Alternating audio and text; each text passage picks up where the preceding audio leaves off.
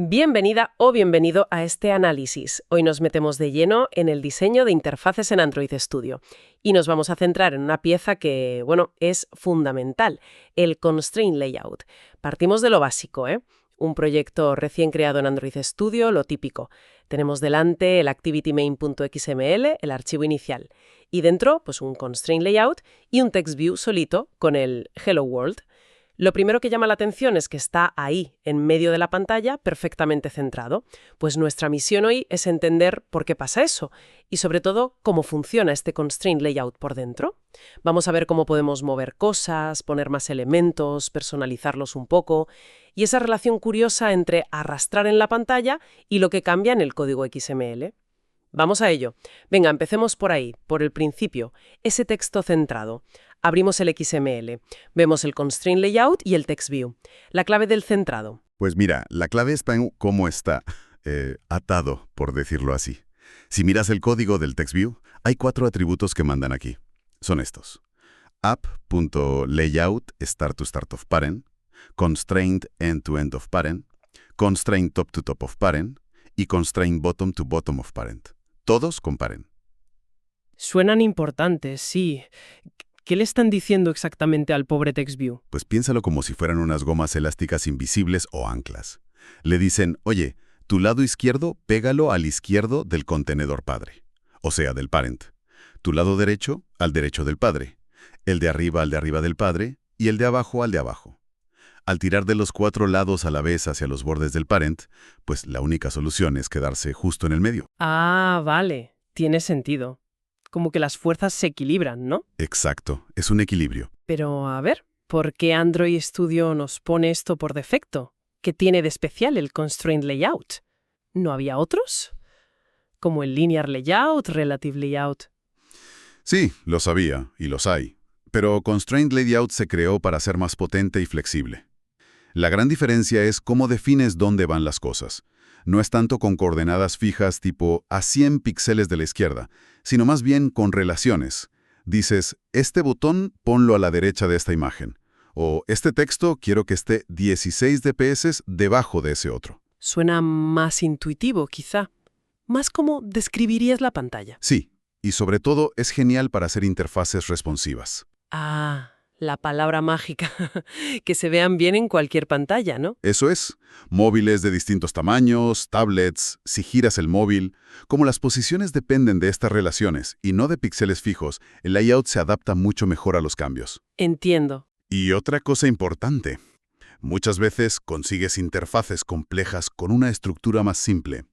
Evitas meter un layout dentro de otro y otro dentro de otro, lo que se llama anidar layouts. Y eso importa mucho, lo del anidamiento. Creí que era normal. Bueno, importa para que la app vaya fluida. Cuantos menos niveles de anidamiento, menos trabajo tiene Android para calcular dónde va cada cosa y dibujarlo en la pantalla. O sea que la interfaz carga más rápido y responde mejor. En móviles más básicos o con pantallas complicadas, se nota. Vale, vale. Y además, te da un control súper preciso.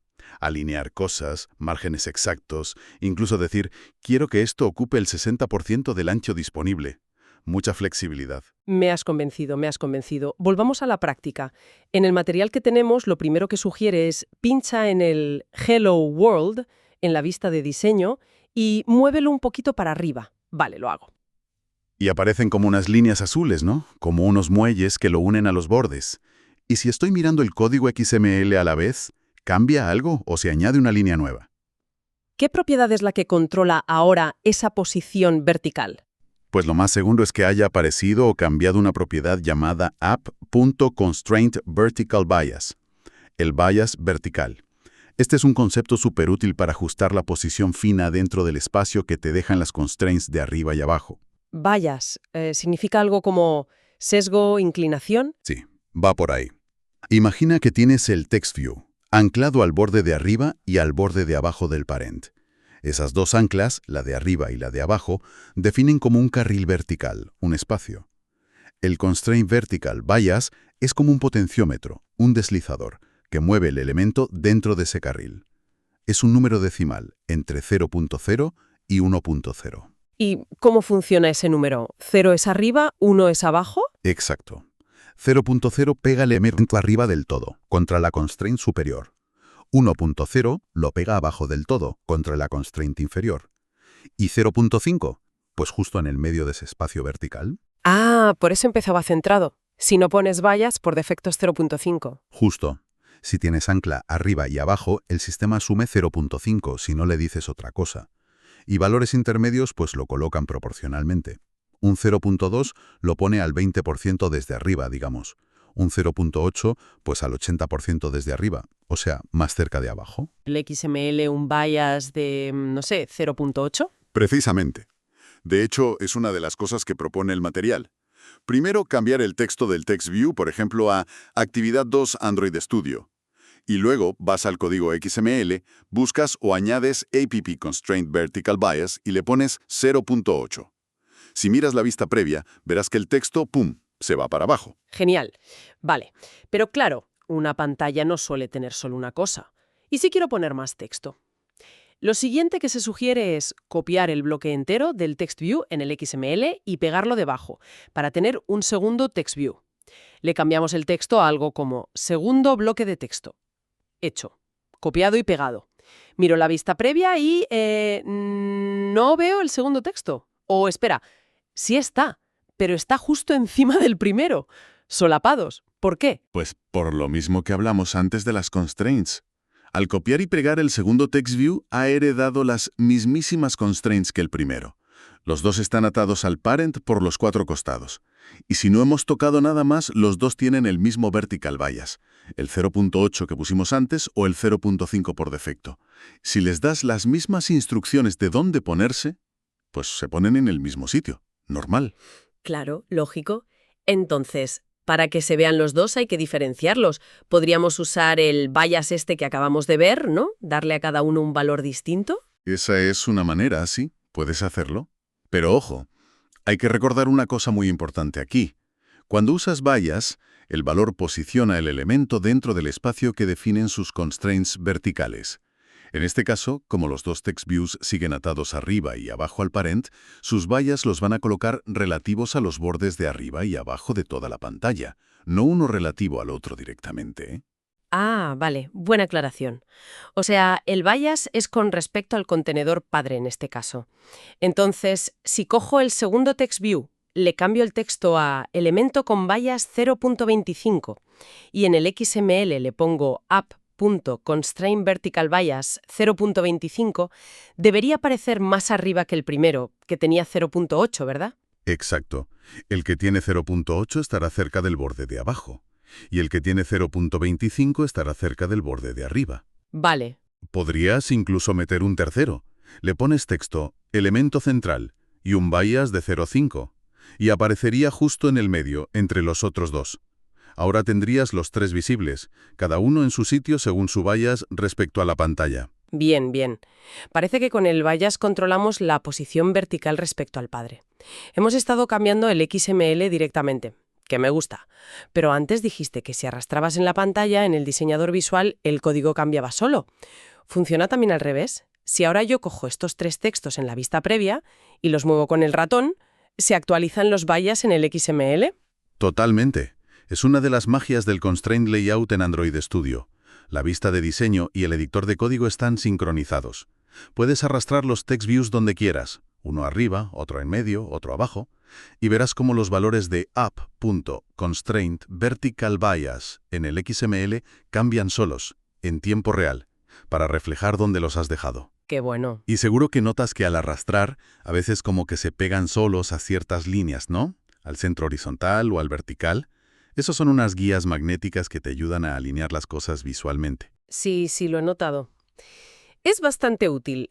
Oye, hemos hablado mucho de mover arriba y abajo con el vertical bias. Pero, ¿qué pasa si muevo algo hacia los lados? Horizontalmente. ¿Existe un horizontal bias? Claro que sí. Es la pareja del vertical. App.constraint horizontal bias. Funciona exactamente igual, pero para el eje horizontal. Necesitas tener el elemento anclado a la izquierda constraint end y a la derecha constraint end. En estos ejemplos, seguramente seguirían siendo los bordes del parent. Y con horizontal bias .0 es pegado a la izquierda, 1.0 pegado a la derecha y 0.5, Centrado horizontalmente. eso es. Si arrastras un elemento hacia los lados en el diseñador, verás que ese atributo horizontal bias aparece o cambia en el XML. Vale. O sea, vías vertical y vías horizontal para colocar cosas flotando respecto a los bordes del contenedor padre. ¿Entendido?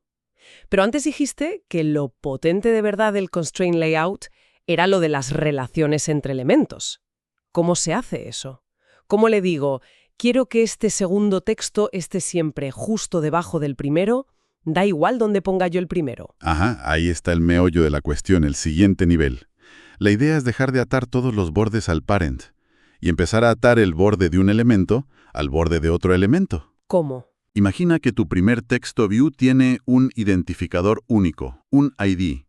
Por ejemplo, @+id texto arriba. Y quieres que tu segundo texto view, que le pones ID @+id texto abajo, aparezca siempre debajo del primero. Pues en el texto abajo, quitas la constraint que lo ata a la parte de arriba del parent, app.layout constraint top to top of parent, y la cambias por esta, app.layout constraint top to bottom of, @+id texto arriba. A ver, constraint top to bottom. El borde de arriba, de este top, va al borde de abajo, bottom, de aquel texto arriba. Exacto. Le estás dando una instrucción relativa. Tu parte de arriba empieza justo donde acaba la parte de abajo del texto arriba. ¡Qué bueno! Y si quieres un poco de espacio entre ellos, le añades un margen superior al de abajo. Android.layout margin top, 16 dp, por ejemplo. Claro. ¿Y qué consigues con esto? Que si ahora mueves el texto arriba, cambiando su bias o sus otras constraints, el texto abajo se mueve con él. Mantiene siempre esa relación de estar debajo. Ahora sí que veo la potencia. Puedes encadenar cosas. Exacto. Y lo mismo para los lados. Layout constraint start to end off, mi izquierda va a la derecha de aquel. Constraint end to start off, mi derecha va a la izquierda de aquel. Estas relaciones entre elementos son la base para construir interfaces que se adaptan de verdad y que pueden ser bastante complejas. Abre un mundo de posibilidades, la verdad. Ya no es solo colocar cosas respecto a la pantalla, sino crear como esqueletos de elementos conectados. Me gusta. Bueno, y además de dónde están las cosas, importa cómo se ven, ¿no? El estilo, colores, tamaños. ¿Cómo hacemos eso? Pues también se controla desde el XML, con atributos específicos. Para un text view, los más básicos que se suelen usar son android.textcolor para el color del texto. Puedes usar códigos de color hexadecimales, como hashtag FFFFFF para blanco, o a veces hay colores ya definidos por Android como @AndroidColorHoloBlueDark. Vale. Android.background para ponerle un color de fondo al propio text view. Por ejemplo, hashtag 00000FF para un fondo azul intenso. Ajá. Android.padding, que añade como un relleno interior. Separa el texto del borde del fondo que le hayas puesto. Por ejemplo, 8 dp. Hace que el fondo sea un poquito más grande que el texto en sí. Entiendo, como un margen interno. Eso es. Luego, Android.textSize para el tamaño de la letra. Por ejemplo, 18 sp. SP, antes dijiste DP. Bien visto. Ahora te cuento la diferencia. Y por último, Android.layoutMargin, que es un margen exterior. Separa todo el elemento, con su fondo y su padding, de los elementos vecinos o de los bordes del contenedor. 16 dp, por ejemplo. Vale, colores, fondo, padding, tamaño de texto y margen exterior. Pero eso, DP y SP. ¿Por qué dos unidades? Es una distinción súper importante en Android para que las interfaces se vean bien en todos los dispositivos. DP significa Density Independent Pixels, píxeles independientes de la densidad. Se usa para casi todo lo que son dimensiones, tamaños de botones, imágenes, márgenes, paddings. La idea es que si pones 16 dp, se vean más o menos del mismo tamaño físico en un móvil con pantalla normal y en otro con pantalla de altísima resolución. Muchos puntos por pulgada. Android lo escala por ti. Ah, vale, para que no se vea diminuto en pantallas muy buenas. Exacto. Y SRP significa Scale Independent Pixels, píxeles independientes de la escala. Y esta unidad se recomienda usar solo para el tamaño del texto, text size. ¿Y por qué el texto es especial? Porque el SP, además de ajustarse a la densidad de la pantalla como el DEP, también respeta el tamaño de letra que el usuario haya configurado en los ajustes de accesibilidad de su móvil. Ostras, claro. Si alguien necesita ver la letra más grande. Exacto. Si usaste SP, tu texto será más grande automáticamente.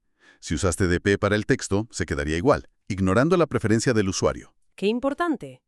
O sea, SP siempre para texto por accesibilidad, DP para lo demás. Esa es la regla de oro, sí. Muy buen apunte. Entonces, para terminar de practicar, podríamos coger nuestros 3 text views y darles un poco de vidilla, ¿no?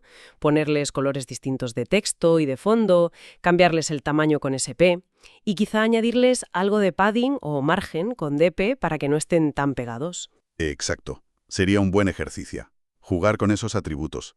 Y un pequeño truco. Cuando escribes un color en el XML, como android.textcolor igual HSFF5733, un naranja, normalmente, al lado de esa línea, en el margen izquierdo del editor de código, aparece un cuadradito pequeño con ese color. ¡Anda! Si haces clic en ese cuadradito, sorpresa, se abre un selector de colores visual. Puedes elegir el color que quieras con el ratón, y el código hexadecimal se actualiza solo. Es súper cómodo para probar colores. Fantástico. Eso ahorra mucho tiempo de buscar códigos. Bueno, pues creo que hemos cubierto bastante terreno. Hemos visto cómo el Constraint Layout usa esas constraints, esas ataduras, para colocar las cosas. Empezando por el centrado básico respecto al parent, hemos entendido qué es el vertical bias y su primo, el horizontal bias, para ajustar la posición dentro de ese espacio que marcan las constraints, normalmente respecto al contenedor al principio. Hemos visto que podemos trabajar arrastrando en el diseñador o escribiendo XML y que están sincronizados. Y, súper importante, hemos empezado a ver cómo crear relaciones entre elementos, cómo poner uno debajo de otro, que eso es clave para hacer layouts más complejos y que se adapten bien. Y finalmente, le hemos dado un toque de estilo con colores, tamaños, márgenes y la diferencia clave entre DP y SP. Sí, ha sido una buena pasada por los fundamentos. Queda claro que Constraint Layout da mucho juego. Desde el bias sencillito relativo al parent hasta esas conexiones directas entre componentes que vimos al final. Sí.